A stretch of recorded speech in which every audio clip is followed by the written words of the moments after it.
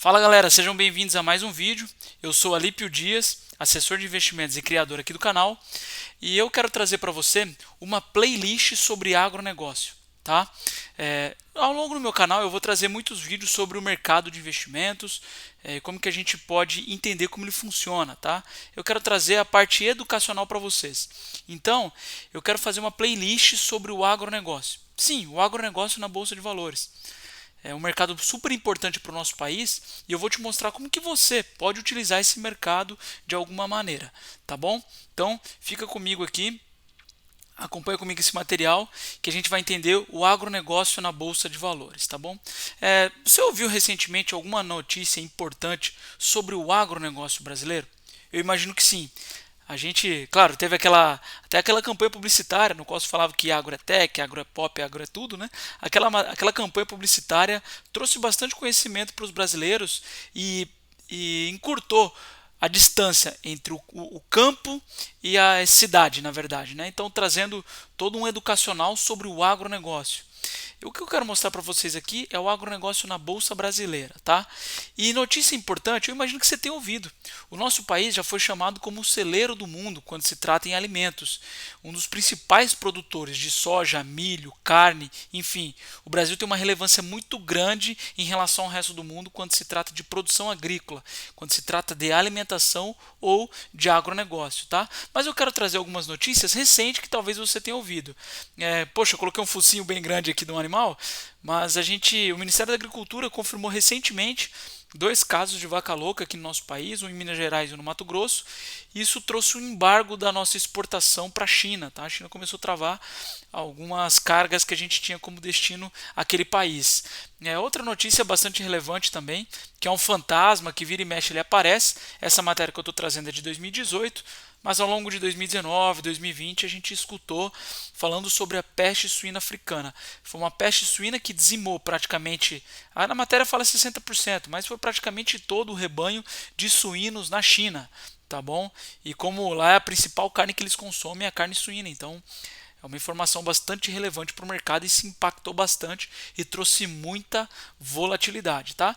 Mas agora, se você porventura é produtor rural ou tem algum parente que seja produtor, eu tenho certeza que você tem ouvido falar sobre essa notícia, sobre os preços das commodities agrícolas. Essa matéria que eu estou trazendo para vocês é de um ano e um mês atrás, do mês 10 de 2020, no qual alguns analistas estavam dizendo que a gente estava vivendo um começo de um ciclo de alta das commodities agrícolas. E realmente, as commodities subiram muito forte.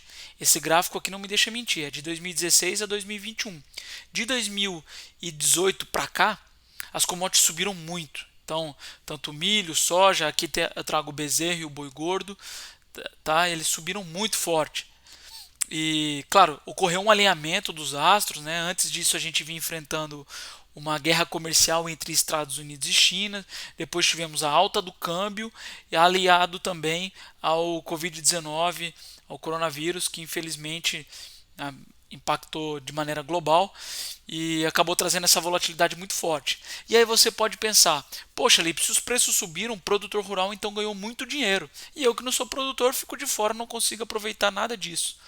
Não é bem assim, tá? Muitos produtores não conseguiram aproveitar essa alta porque comercializaram antecipadamente a sua produção, seja soja, milho ou boi, tá bom? E você ou eu, que não somos produtores rurais, poderíamos ter participado de toda essa alta se soubéssemos dessa informação.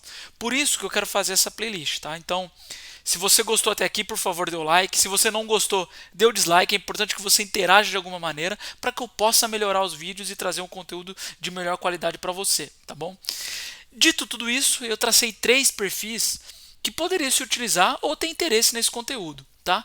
Primeiro, um público investidor. Por quê? Porque o investidor ele busca sempre a diversificação de carteira. Então ele tem uma parcela de renda fixa na carteira, uma parcela de renda variável. Essa parcela de renda variável pode ser uma posição em Brasil, pode ser nos Estados Unidos, pode ser na China, pode ser em qualquer lugar do globo. Ele pode ter um pouco de criptomoeda na sua carteira, que a maioria das pessoas hoje já tem. E você pode também ter commodities na sua carteira, tá? Então por isso que eu coloquei que um público interessado é o público investidor. O outro público são os especuladores. Então, tem muitas pessoas que ficam operando os mini contratos, contratos de índice, contrato de dólar, que tem uma volatilidade muito grande e às vezes acabam perdendo dinheiro. Não que aqui não perca, o risco também é muito alto, mas eu quero te apresentar um mercado que ele é muito direcional.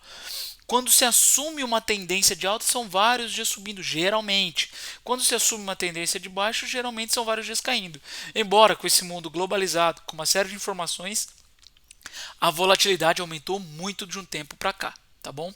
E por último, os produtores rurais. Esse público utiliza muito pouco a bolsa de valores. Inclusive os contratos futuros que a gente opera na B3, os contratos e opções. Calma, se isso foi muito avançado, ainda vou detalhar para vocês, tá? Nos vídeos posteriores. Esses contratos foram criados para o produtor se proteger e ele não sabe disso e acaba não utilizando, tá? Então, como eu trouxe aqui os três públicos, quero entrar um pouco mais no detalhe, mas os investidores, então, como eu coloquei, tem LCA na carteira, LCI, ações, fundos, títulos públicos, ele poderia ter adicionado as commodities agrícolas na carteira. Inclusive, eu vou trazer um gráfico futuramente em que eu mostro o Ibovespa contra as commodities. Você vai perceber que quem tinha commodities agrícolas no período de pandemia passou de maneira mais tranquila por esse momento de dificuldade muito turbulento. Os especuladores, que são aqueles que buscam resultados no curto e no curtíssimo prazo, que procuram ganhos com a alta ou com a queda dos ativos. Eles podem sim utilizar a B3 para fazer esse tipo de operação. Inclusive, é um público extremamente importante, porque os especuladores são aqueles que dão liquidez para que a gente possa montar uma posição. E por último, os produtores rurais, então, que são aqueles que vêm aqui na Bolsa de Valores, operar commodities agrícolas, buscando a proteção de preços, né? Ou complementar a sua estratégia de comercialização. Ele vendeu um pouco de grãos no físico, ele pode montar uma posição na bolsa, ou ele pode se expor a um produto já comercializado. Imagina o seguinte, o produtor rural foi lá e vendeu a sua produção de soja.